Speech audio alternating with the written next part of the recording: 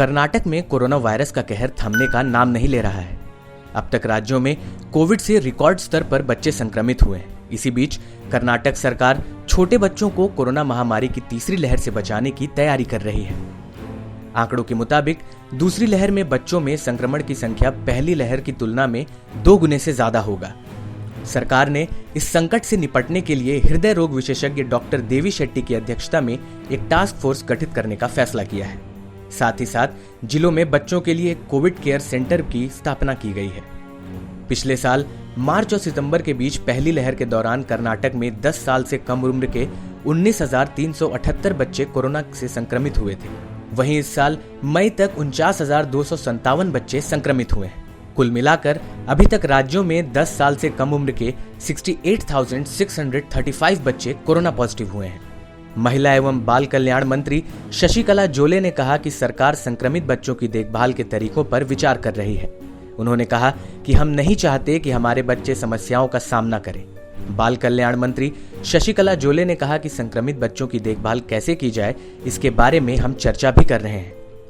साथ ही अगर कोई बच्चा माता पिता दोनों को वायरस से खो देता है तो क्या होगा।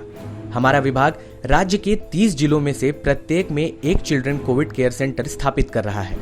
हम Morarji Desai school, Rani Chennamma school, NGO, विशेष स्कूल और जो हमारे साथ काम कर रहे हैं, हम सभी की मदद ले रहे हैं। उन्होंने कहा, हम सबसे छोटे बच्चों को अस्पताल में भर्ती करने की चर्चा भी कर रहे हैं। माताओं के लिए सुविधाएं भी होनी चाहिए।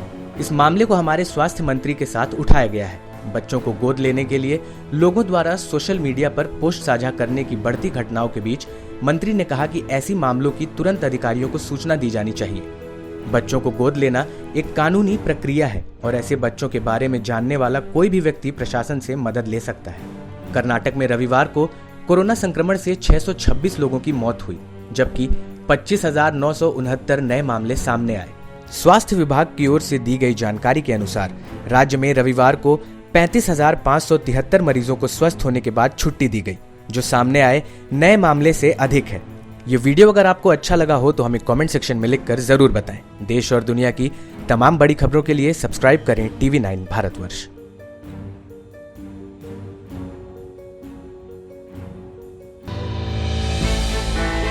हमने की गलती फिर एक बार, कोरोना ने किया दोबारा प्रहार। मास्क, 2 गज दूरी, करें अपनी सुरक्षा पूरी। कोरोना टीका हम सबको लगाना है, मिलकर साथ समझदारी से कोरोना को हराना है।